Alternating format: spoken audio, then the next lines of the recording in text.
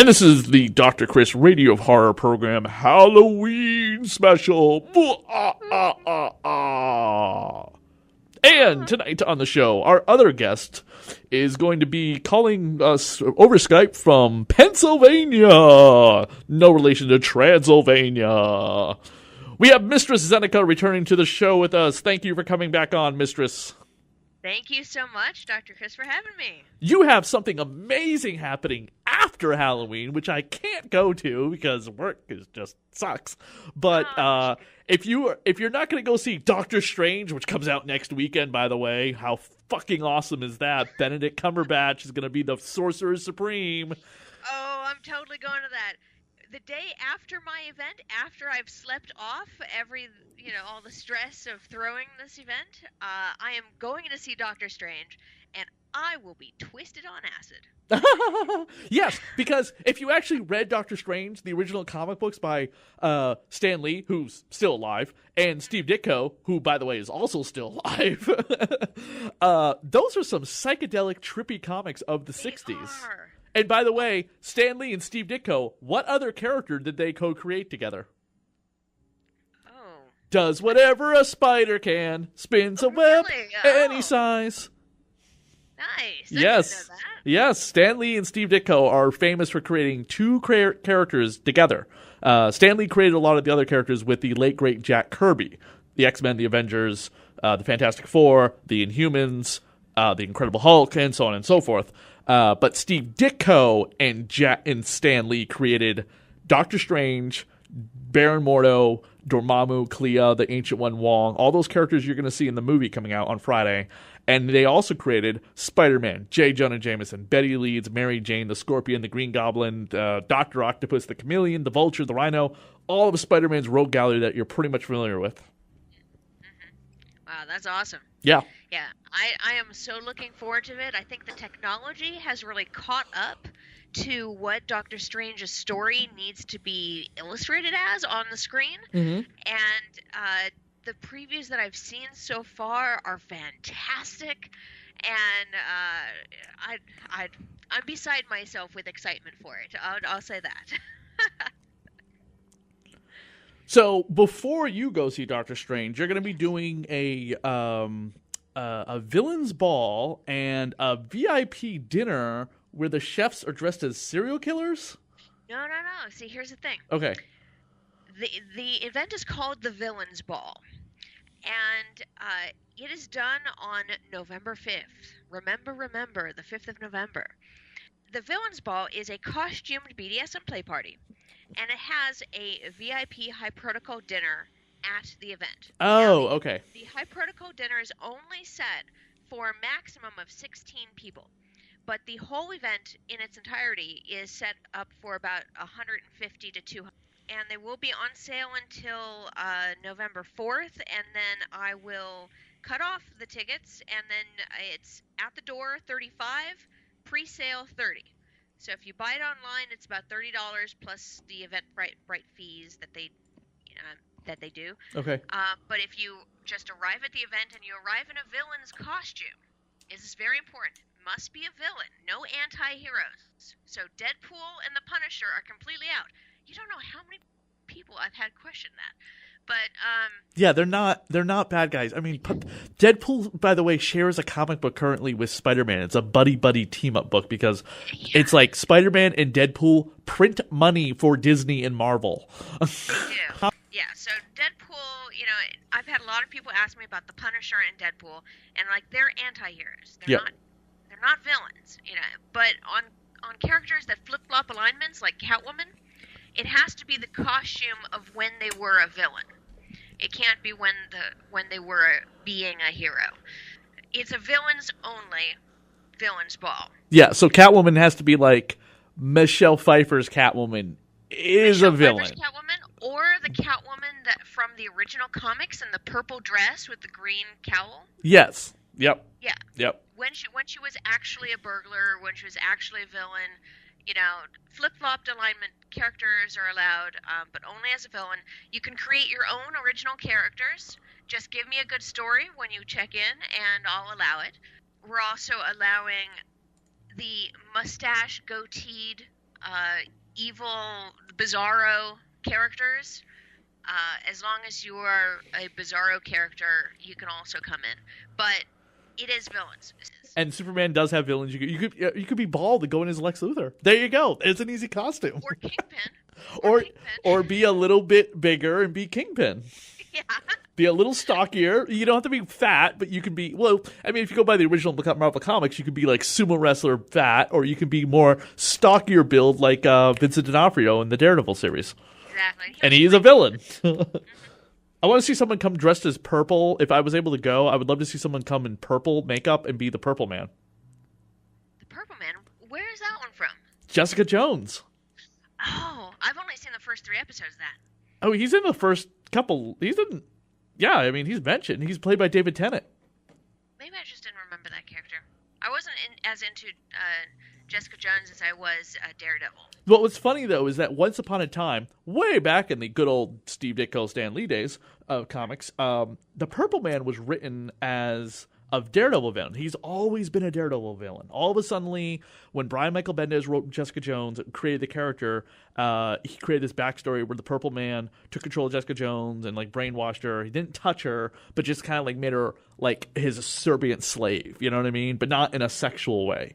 So it's borderline kind of rapey, more mind control, less, sexual assault kind of victim story. Okay. The TV series kind of changed that a little bit, but even still, he admitted that he never actually touched her, and she believes him because if anything, he's not a liar. He's a horrible monster and a killer. He's not a liar. You know what I mean? He's very honest with his intentions. Yeah. Other women? Yeah, probably. But again, they wrote this mind control character back in the 60s before we've kind of established that mind control characters are pretty much rapists when it comes to women. Yeah. So that became the Purple Man's like thing after a while. It's like, oh, he's the Marvel Universe rapist. And now he's played by the great David Tennant. Well, I'm hoping that I get a wide selection of villains to come to this. Already we have on our guest list Bad Horse, the leader of the Evil League of Evil. The what? We have the Queen of Hearts, Okay. the Baroness, Yeah. Cobra's intelligence officer. Yep. Of course, Harley Quinn and Joker. You can't have a party without them. Snidely Whiplash is going to arrive. Medusa, Maleficent, Calvin Candy, the owner of the Plantation Candyland from the movie Django. He's going to be there too. Wow. And we will also have a gender-swapped Captain Hook. Oh, that's very sexy.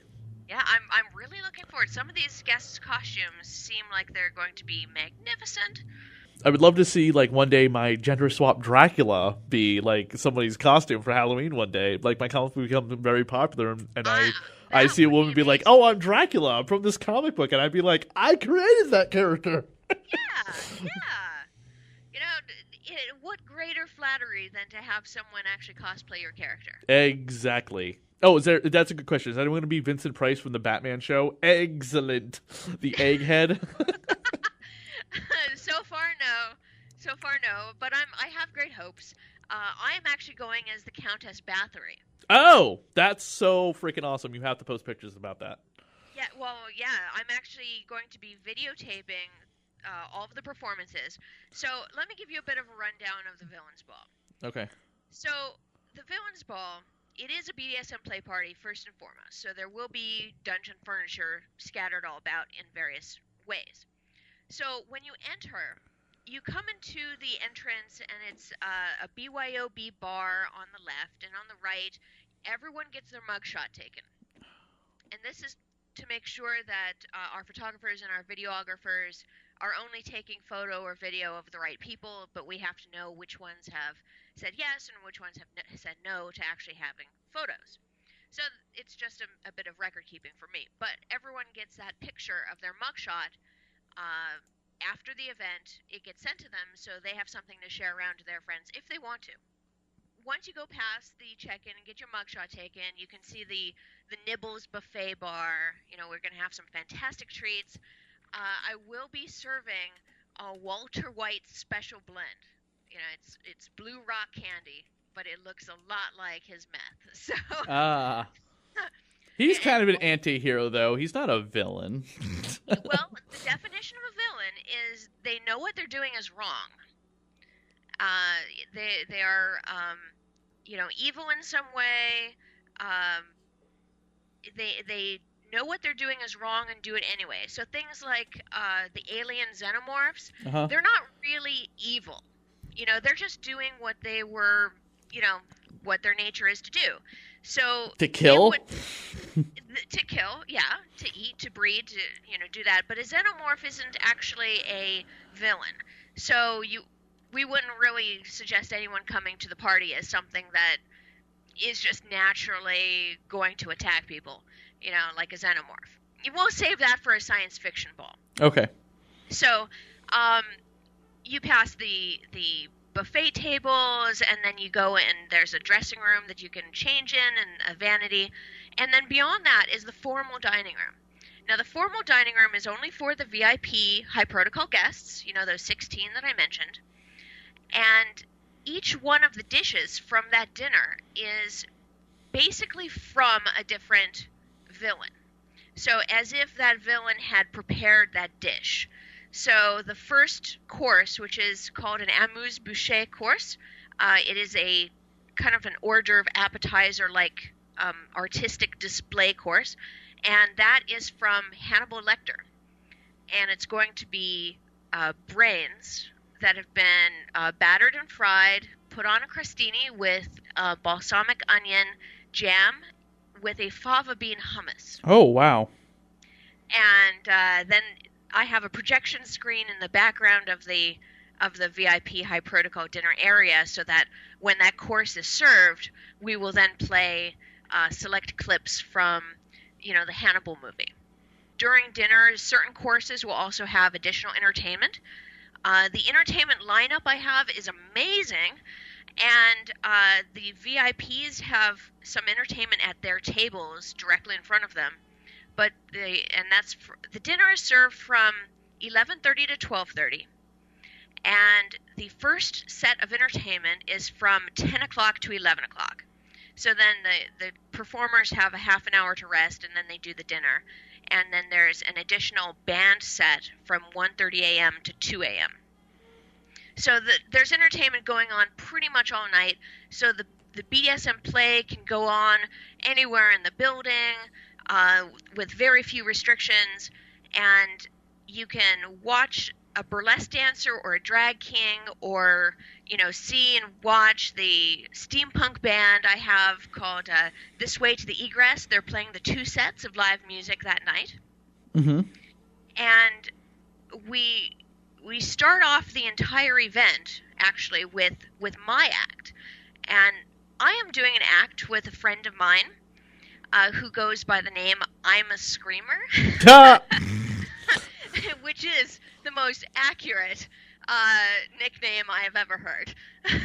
But since I am Countess Bathory, we open up the entertainment at 10 o'clock. So doors open at 9, entertainment starts at 10, and we open it up with her. She is a trained operatic singer. So she's going to be singing a piece. It doesn't have any words, but it's operatic inflections and tones, and she sings while she's being strapped into a suspension rig. And then underneath the suspension rig is a chaise lounge. So she's singing in this kind of mournful, almost shocked way. It comes out in the inflections that she uses with her voice. It's fantastic, and the piece was written especially for this performance. And then I take a knife, and every time I kind of stab her with the knife or run the blade across her body, she does a very, very operatic shudder, like, ah! Yeah, and it's just fantastic. And then at the culmination of the entire scene that we do, I lay down on the chaise, I reach around her neck with the knife, and I slit her throat. Oh. And blood just comes pouring out on me in this almost splash dance type of way. And then I casually get up, and the executioner takes away her body, and I go walk over to the microphone and go, "Welcome everyone to the Villains Ball," and That's how it starts. that's how it starts. That's how the Okay. entertainment starts. Yes. That kind of the way you're doing that reminds me of the I think it's in the middle of Hostel 2. The woman comes out and she slices open that that girl who's like being like hung by chains above her. Yes. Yes. Yes. Yes. Very much like that. It's very reminiscent because Countess Bathory was known for as being a serial killer of virgins in the 16th century Oh yes. and bathing in their blood. I had to do something, that corresponded. And so while she's suspended in the rig and I slit her throat, then I introduced the MC, which is a gentleman by the name of Paul Severe. And he was actually the winner of Mr. Everything here in Philadelphia. And he is an amazing performer, and he's going to be our MC. So while I get dressed and get cleaned up from all the blood and all that, he actually introduces the rest of the acts. So we have our headliner for the night is Honey Tree Evil Eye. She's was actually nominated for the 2016 Geek of the Year here in Philadelphia. Oh wow. Yeah. That's a thing? It is a thing. It's a thing. You can look up Geekadelphia, and Oh, is it just in Pennsylvania? it's I believe it's just in Pennsylvania, but they Oh. honor people from all over. Gotcha. But she was nominated, and currently she runs a lot of different burlesque troupes here in Philly. So she Oh. does Honeygasm and like a whole bunch of other ones that she performs at. She's a consummate professional. Gotcha. I love dealing with her, and she's our headliner. But we also have drag kings Dead Boy and Travis T, and burlesque dancer Penny Praline. So Wow. it's going to be an amazing lineup, and each one has acts that are designed to be villainous. I think Penny Praline is doing a Kylo Ren burlesque act. So I'm looking forward to seeing that. Wait, she's gonna be Kylo Ren? I believe so. I think she is Kylo Ren and then starts stripping off her clothes. Wow. I think she keeps on the helmet, but I'm not sure. So what do you do for Halloween? Now, besides this thing, but what are you doing tomorrow for Halloween? Well, tomorrow is Monday, and every Monday I have at my house a game night called Monday Night Magic. Oh, So like it Magic the started Gathering? Yeah, it started out being Magic the Gathering, and over the years, and I've run it for 7 years now. Over the years, we've transitioned from having just Magic the Gathering to pretty much any game anyone wants to play, with the exceptions of Risk and Monopoly, because we don't want to lose friends. Yeah. So on Monday, we have game night, and everyone's going to come in costume, and we're going to give out candy to the little ones. Oh my god, I have to move to Pennsylvania. It's so much better now than Massachusetts. And just have like a casual house party here. Cool. I went to a Halloween party in Salem on Friday by a couple of lovely guests that came on my show, and we became friends. They put out an amazing book I recommend you check out called Shadows in Salem, and I will send you a link on FetLife or track you down on Facebook and send you the link. But I went invited to their Halloween party, and they did the typical kind of Halloween party with some cool music. But one of the unique things that they were doing was in the living room on their like big plasma TV, they were playing reruns of The Addams Family because they're on Hulu right now. Nice. That was so, you know what I mean? It's like, it was just picture perfect to come into the living room when you take a break from the party and sit down. The Addams Family's on, and every episode for the last 4 hours. You're like, this is great. Love it. We're probably going to watch Slashers and maybe Night of the Living Dead. Slashers, the TV series. No, Slashers, the movie. Oh, okay. There's a TV series I think called Slasher. There was, yes. Yeah, it's about the killer happens to be their kind of Michael Myers. Their slasher killer is a executioner. Oh, yeah. We're probably going to be be watching Slashers the movie, which is more like a Japanese game show with okay. the serial killers. Um, I think it's an interesting concept. It's one of my faves of the genre. And we're going to pass out candy and maybe have a costume contest for those people that dress up. But I won't be doing much intricate things for Halloween just because all of my time, all of my energy, all of my resources, everything has been dedicated to the Villains Ball for at least the last 4 months. And now I'm getting into crunch time because Villains Ball is November 5th. If you're in the Philadelphia area and want to come or want to check out exactly what this event is all about, you can go to villainsball.eventbrite.com. That's villainsball.eventbrite.com. And the high protocol dinner, which it has the dishes from each of the evildoers, Yes. has, I'm serving brain for the first course with Hannibal Lecter. For the second course, I'm serving crocodile gumbo for Captain Hook. I thought maybe you were serving alligator. I thought, like another conversation we had, that you were going to serve like alligator with like a chef as like Dexter Morgan because he's from Florida and there are alligators in Florida. Yeah, No. I thought about it, but I couldn't get anyone to play the part. So. Oh, I know how to cook. How come to? I have a Dexter costume.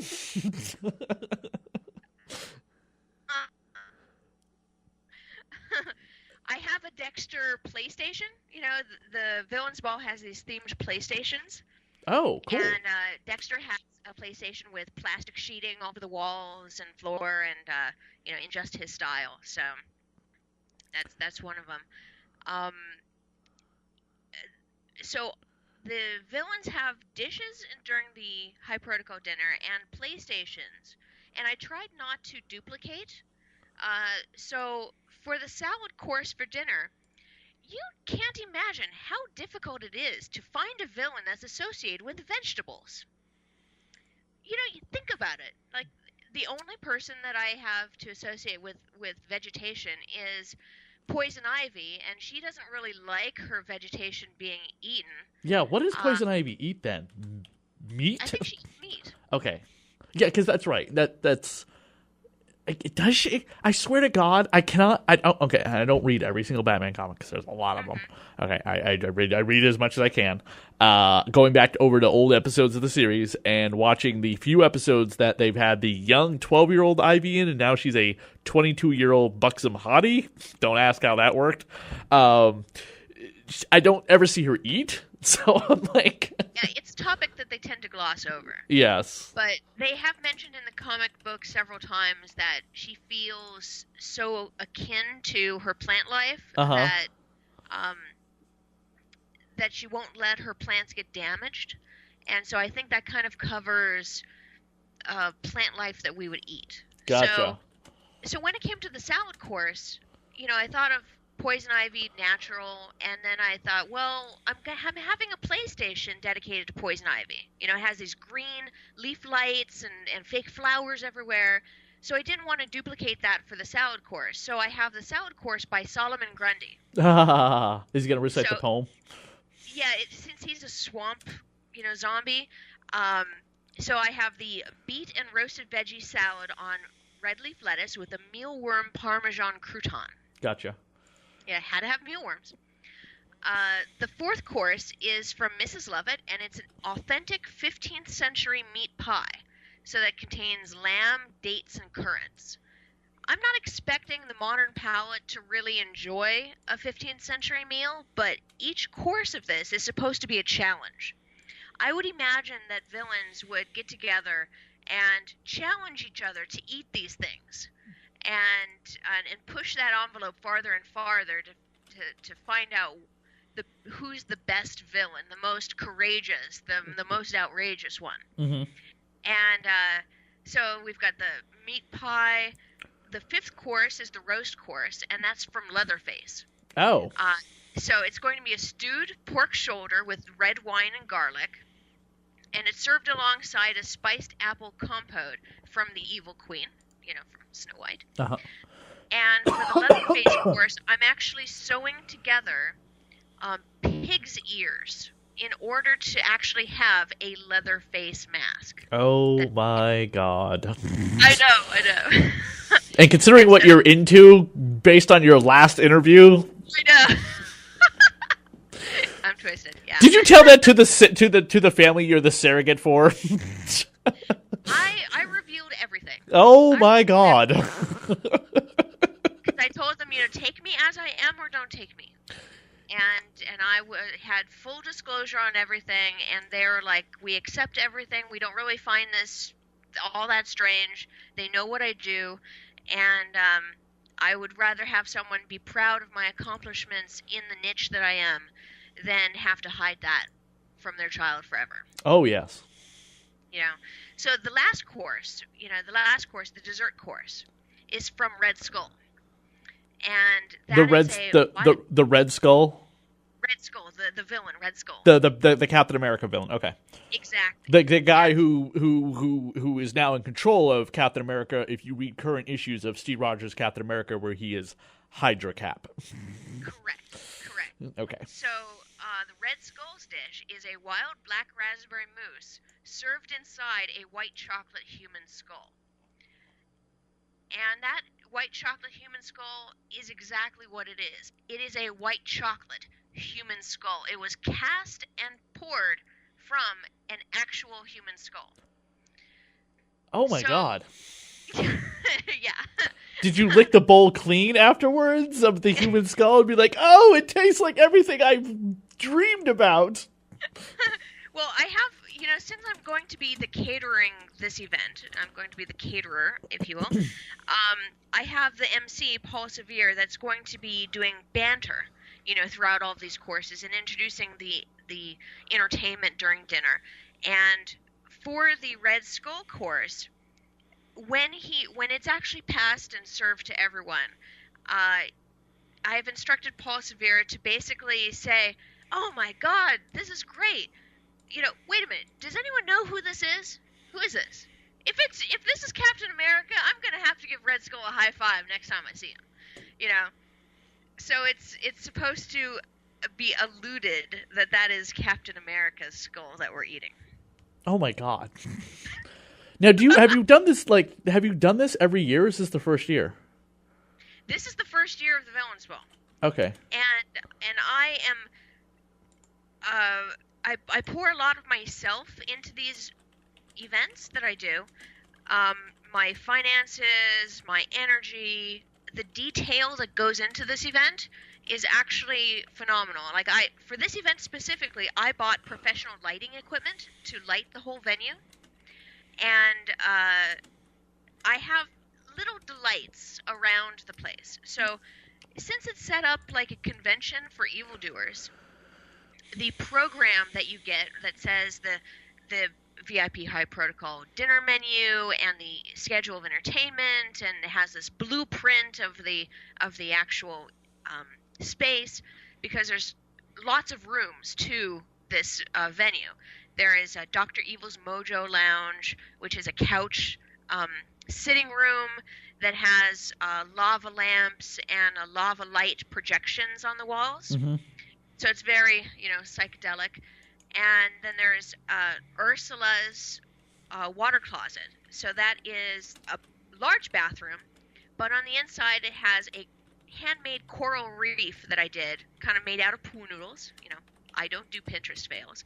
And I'm shining onto that coral reef a blue-green moving light, so it looks like you're underwater. Mm-hmm. And it has a trident stuck inside the coral, because this is supposed to be Ursula's station. And at Ursula's station, there's also a kiddie pool, kind of like a miniature kiddie pool. Mm-hmm. And so people are invited to use that as they will. This is a BDSM event. So what you want to do in the bathroom with the kiddie pool, you can do there. Hint, hint. Wow. Yeah. So anything goes at this party? Pretty much anything goes, yeah. Consensually. Consensually, as long as it's consensual. And if it's non-consensual, we just ask that we're informed, that the DMs are informed so that if there is a uh, consensual non-consent scene going on, that we know that it is actually consensual. We're very strict on making sure that everyone is doing what they want to do and not doing what they feel that they have to do. Make sure your lover has signed their disclosure and is wearing it around their neck as you proceed to go through your act of whatever it is you want to do, so nobody has to question it. Thank you. This has been a sponsored message from your local radio host. Exactly. We don't want anyone, claiming crying wolf over something. Yeah. We don't want any consent violations. Yeah, let's just say it as crying wolf. Yeah.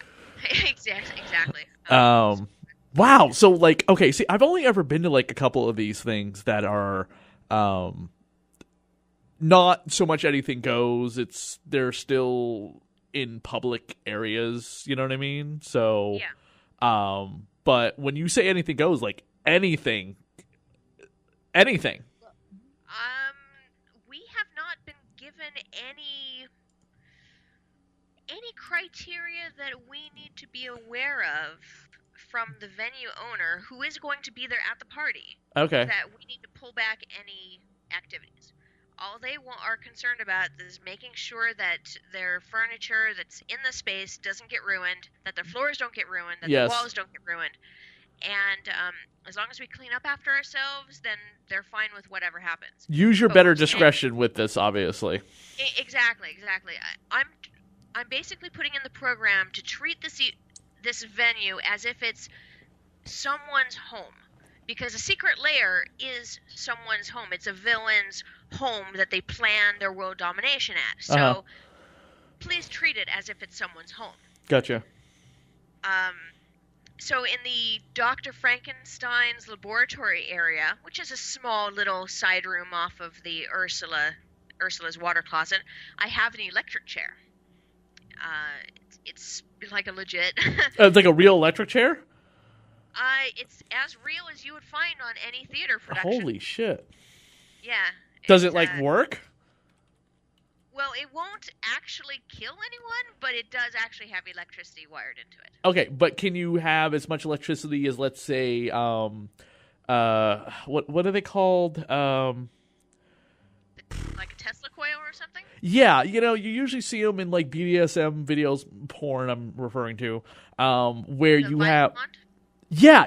And they you see people just shivering, and they're just obviously they're not getting electrocuted, but but from adult novelty stores that I've gone to, they sell them and they say, yeah, there's a current that goes through here and you are getting shocked. It's probably just a tad bit more powerful than a static shock to yourself.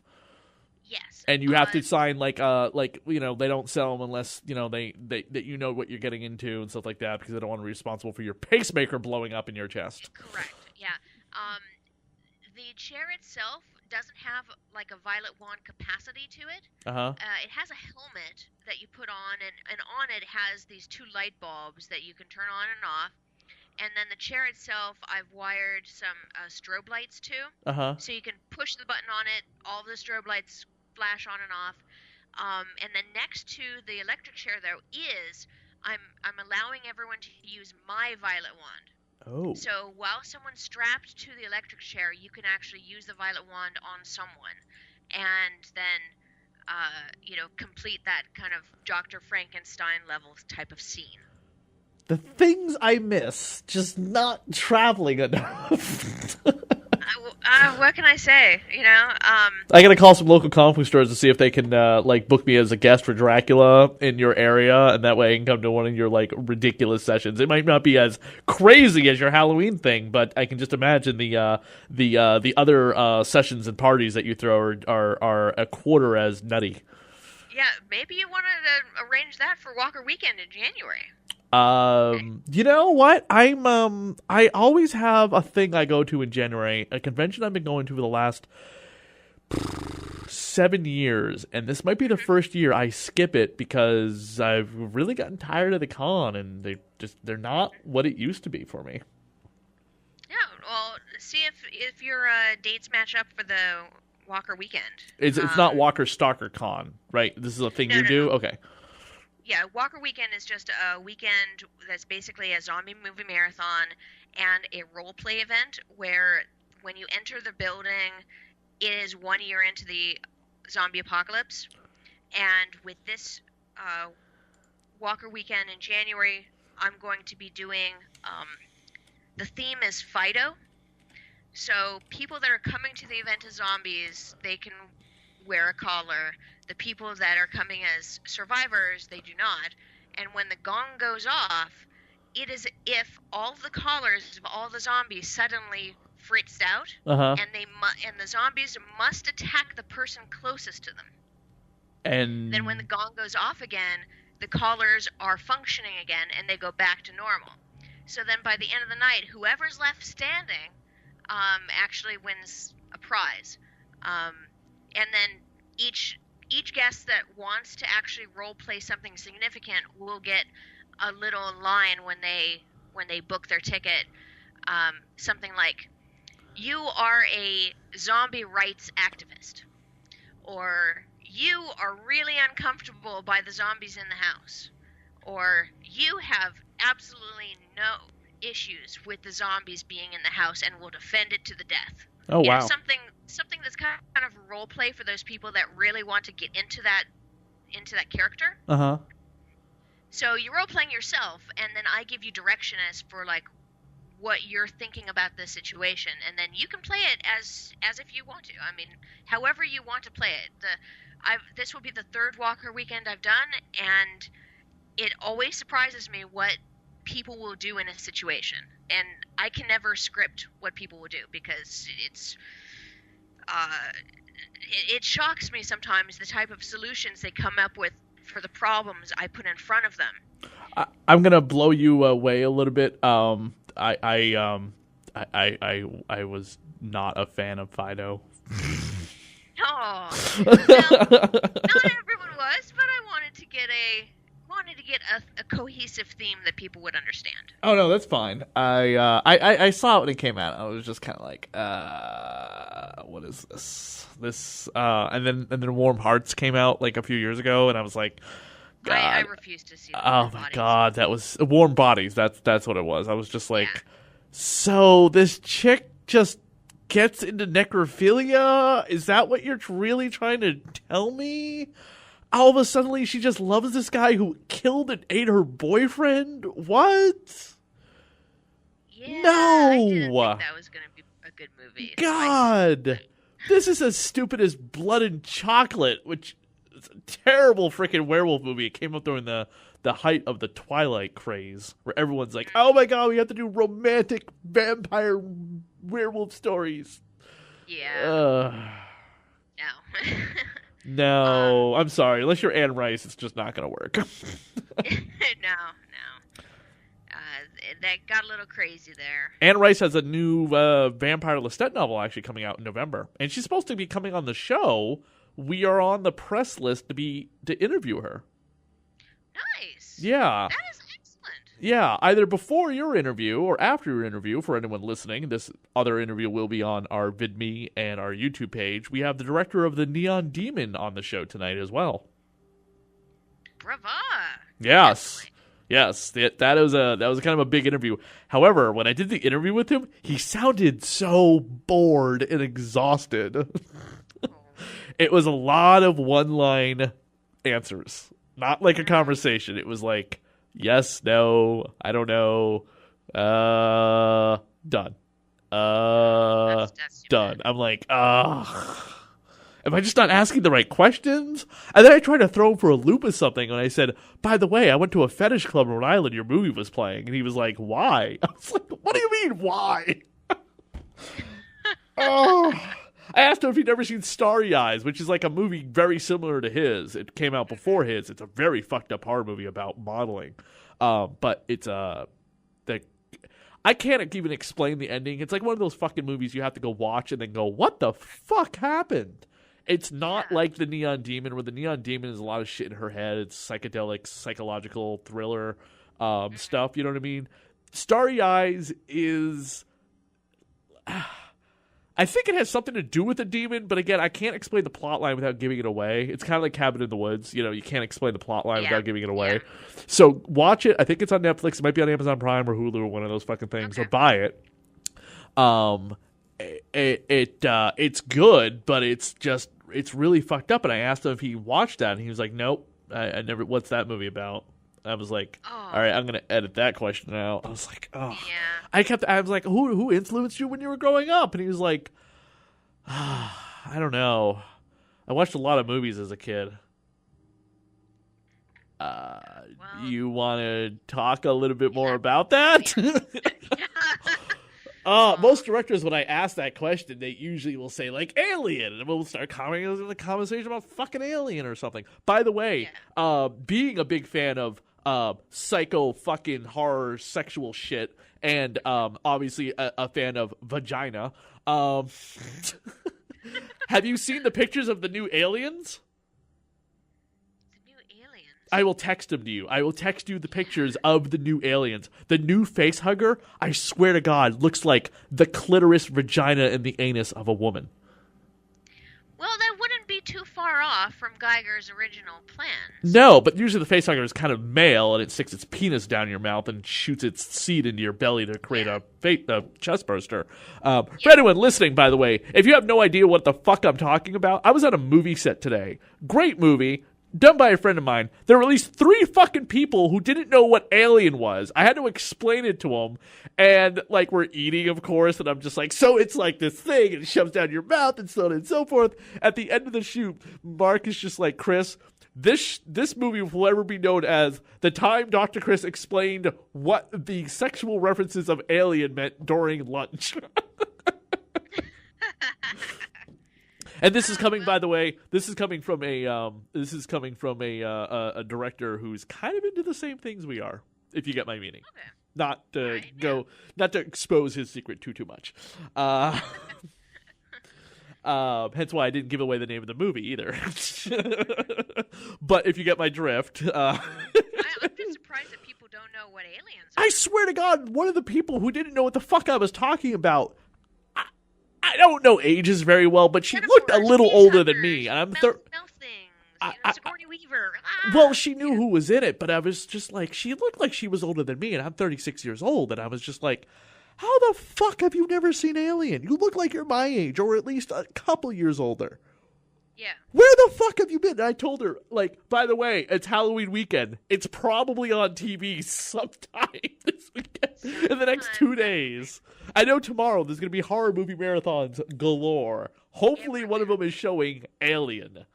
So they show the pictures of the new xenomorphs. They show the new egg, which again still looks like a vagina's freaking thing. It's just like, wow. Okay, so that's what we could do with special effects back in 1978. This is special effects in 2016 that are practical, not CGI garbage.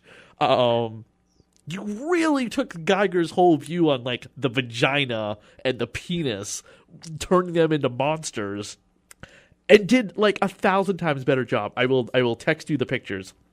Yeah, they I look definitely want to see them. Awesome. Now I'm going to post them on my website tomorrow too, because the website I grabbed them from, they're gone. So Fox is definitely coming after websites to be like, you have to take those pictures down. So I will get some traffic on my site before that happens. But I live vicariously, and I own my own website. So unless it's like, are you going to send me a cease and desist? Because I ain't taking them down until I see that cease and desist. Yeah, exactly. I'm not going to put them on YouTube. Nor should you. No, I'm not going to put them on social media though. I don't want my social media to be taken down. But on my own website that I own, I will totally fucking post those pictures. Yeah. And be like, hey, you want to see what Alien looks like? Check them out now before they disappear. Awesome. Yes. So, if you can come down for Walker Weekend, that's January 14th night. So that's Saturday, January 14th, going into January 15th, Walker Weekend. So it's right after Bowie Fest. Bowie Fest is January 8th to 10th in my house. Oh my God, you and your husband should come up here to Massachusetts for February. I think Valentine's Day weekend is happening. We're having the Goblin Ball at the Higgins Armory in Worcester. Yes. Yes. Yes. Labyrinth, yes. Yes. There's like many different like ticket prices, like $40 normal admittance. There's like $60 you get to be part of the royal court, and then there's like a couples king queen VIP experience, which is like $180. I don't know what those entail, but they're gonna have like performances. They're gonna have Bowie music playing, and it's happening at the Higgins Armory. Now, the Higgins Armory, before it shut down, was the largest collection of medieval weapons in the world in Worcester, Massachusetts. Unfortunately, they weren't able to get the funding to stay open for another year because it cost like $12 million to keep the place open every year. And they had to break up unfortunately had to like break up the collection. A lot of it's at the Worcester Art Museum, but not even a fraction of what used to be in the actual museum. But the building has still been standing, and the building, as far as I know, has been like empty. I would love to see what the building looks like now that it's empty, because it must be haunting. But they're going to be throwing this ball in this fucking building, which is it's going to be like 12 stories high. It's such a tall building. It's not as tall as like the Eiffel Tower, but it's, I would guess it's probably a quarter of the size of the Eiffel Tower. Okay. Just by looking up at it from the ground. My schedule and see what's going on for Valentine's weekend. Yeah, I will. I just found you on Facebook, by the way. Cool. I will find the name of the Goblin Ball, and I will send you the link so you can check it out. For again, it's Valentine's Day is okay, so it's the 11th. So that's a Saturday. So that's definitely considered like the Valentine's Day weekend. Valentine's Day is on a Tuesday this year or next year. So it's happening on the 11th. So that must be their whole Valentine's Day thing. But it looks fantastic. You know, obviously you want to try and create some type of Muppet costume for yourself, or kill a Muppet, skin it, and wear it. Maybe, I don't know. You know. Maybe I'll come up with something. Maybe they'll be serving pork with frog legs. That's just my disgusting sense of humor. We'll see. We'll see what my schedule has in store. I've got, after, like, all my attention has been put on the Villains Ball, and that's November 5th. I need to tell you this one cool thing that we're doing for the ball. Okay. November 5th, I picked that date for a few reasons. One is that it's the Saturday after Halloween, so I wanted people still in the Halloween mode to want to continue to dress up. And by the way, you pointed out you can't be an anti-villain. You can't be V for Vendetta, despite the fact it's on the 5th of November, right? You can be Guy Fawkes. Oh, but Guy Fawkes was not a villain, though. He was. He knew what he did was wrong, and he did it anyway. He by the sheer nature that Guy Fawkes is burned in effigy every year, makes him a villain, because you don't burn heroes. Oh, okay. So you can be Guy Fawkes, you just can't be the guy from V for Vendetta. Okay. I also thought, by the way, someone's probably going to register soon to be Negan. Someone did register to be Negan. Okay, good.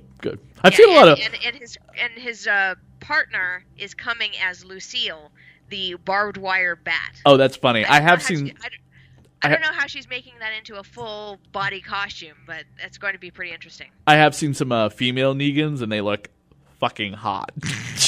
Like, they gender swap the Negans, so they're wearing like maybe like all leather with a leather skirt or whatever, and their chest is just like hanging out of this leather jacket, and you're just like, yummy. Like yeah. There's just so much yum here. If I don't hear he's taking it like a champ at the Villains Ball, something is wrong. You know? Oh my god. We have a Baron Samedi coming to the Villains Ball.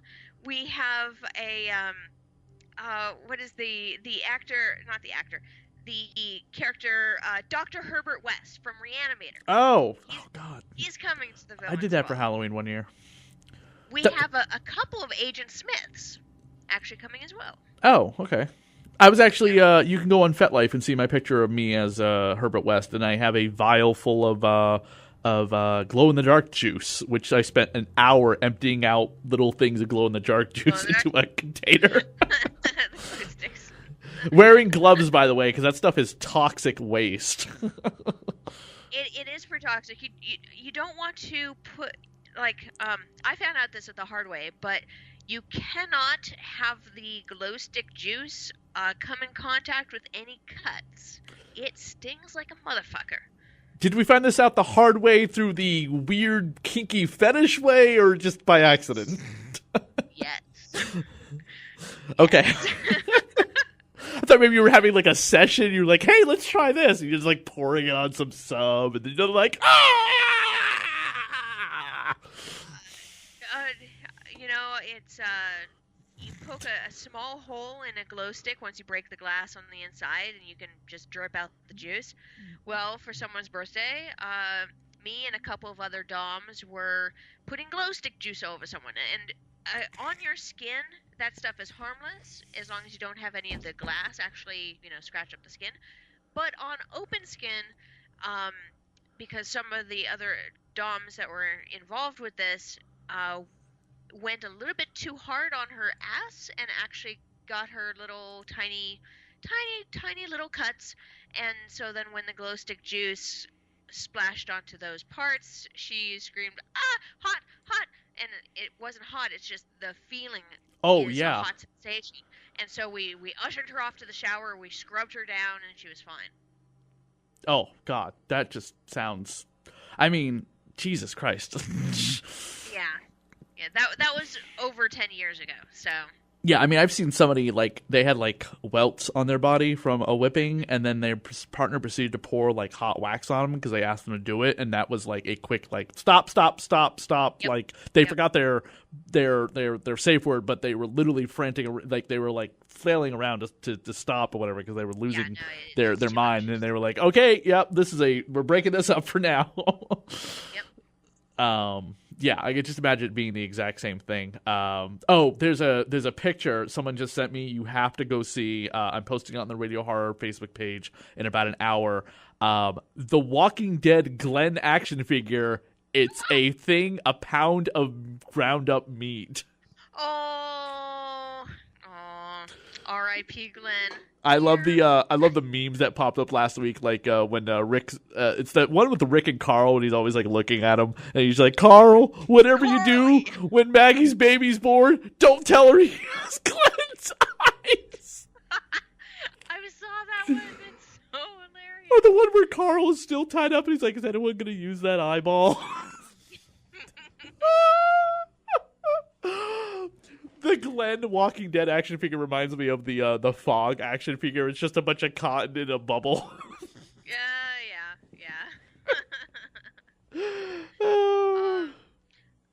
I think So getting at my point as to like why I picked November 5th. Yes.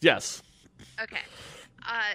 So aside from that it's the weekend after Halloween, Mm-hmm. and that it's, remember the 5th of November, it's also the date that the clocks change back. So the party goes from 9 p.m. to 2 a.m., but we get an extra hour at 2 a.m. because the clocks go back to 1 a.m. So that gives a little bit longer on the party time, but we also have a little skit, if you will, about the changing of the time. So at the end of the night, the last set of music is being performed by This Way to the Egress. They're performing their 6-piece steampunk band. Their songs really quirky and funny and villainous, and it's everything I ever wanted at this event. Gotcha. So at the end of their last set, which is at 2 a.m., a couple of minutes before the strike of 2, Paul Sevier, our MC, comes up and says, "Hey, thank you everyone for coming. We're about to wrap this up. It's 2 a.m. It's time for the party to shut down. But I really don't want this party to end. It's just going so great. I wish we had like some more time. Wait a minute. This is the villains' ball. How many of you have time control powers? Who's got time control powers? Raise hands. Anyway, okay, you. Yeah." And then he pulls out a person that's planted in the audience, and he says, so the person says, "So, how much time do you want?" He goes, "Well, how about an hour? Give us an hour." So he goes, okay, and then we have this clock prop. They turn back the hands of the clock. the house lights shut down, they come back up, and then the person says, "Okay, it's done.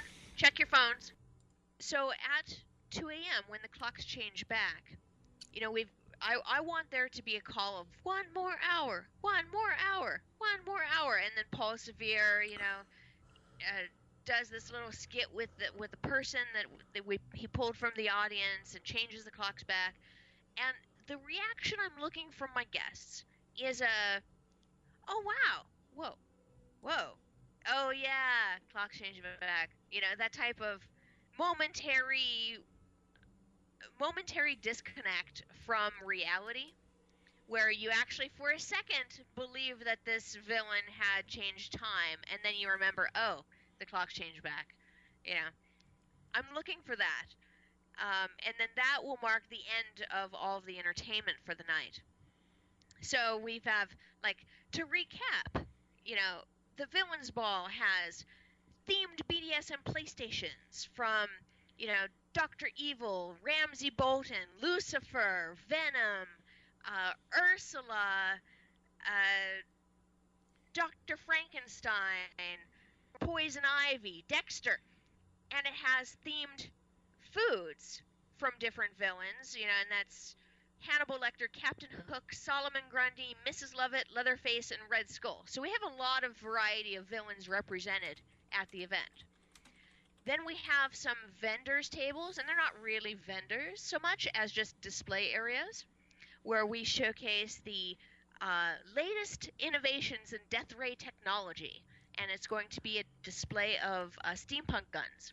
And my friend designs and makes steampunk guns. And we're going to have the IRS, Creative Accountancy Department, represented. And there's going to be a fund for the Henchmen, Widows, and Orphans Fund that will be taking donations there at the event. Like people. Okay, yeah, no, yeah. Yes, the Henchmen, Widows, and Orphans Fund. Did you ever see that skit with Kylo Ren for Saturday Night Live, where? Yes. Yeah. Where he's undercover boss. Yeah. He's like, I killed his son. I got him this card. Got this card, yeah. And then we're also going to have another display dedicated to North Korean nuclear arms sales. Oh my god. Yeah, we're going there. This sounds just like the most ridiculous night ever. And everywhere around the venue, you'll be able to see little tiny, fine detail points. We will have a suitcase on a table that's cracked open. And on top of the suitcase, it says, "Do not touch, property of Marcellus Wallace." And shining out from the suitcase in that little crack is going to be some gold light. We will have a detonator box and various bunches of plastic dynamite around the place. And the detonator box will say, "In case of bad party, please push." Seeing how many people actually push down the detonator box to explode the whole party. And, I mean, there's so much that I'm stuffing into this event that it's hard to really describe everything that I'm putting into it.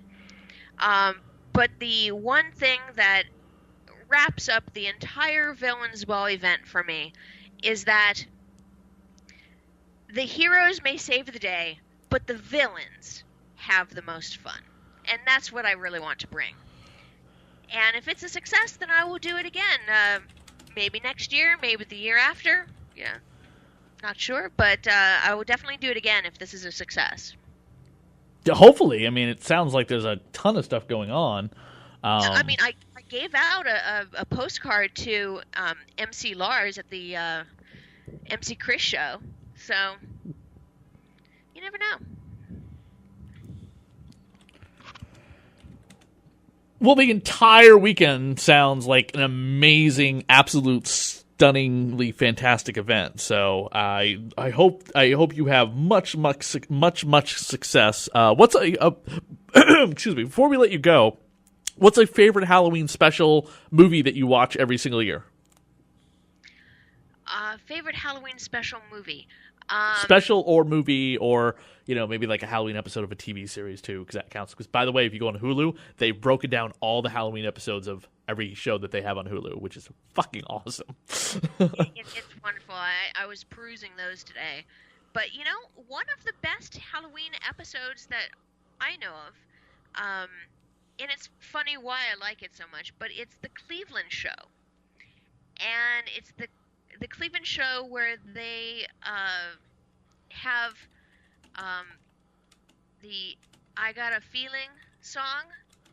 I got a feeling tonight's gonna be a good night. Yeah. The way they do that, I find brilliant.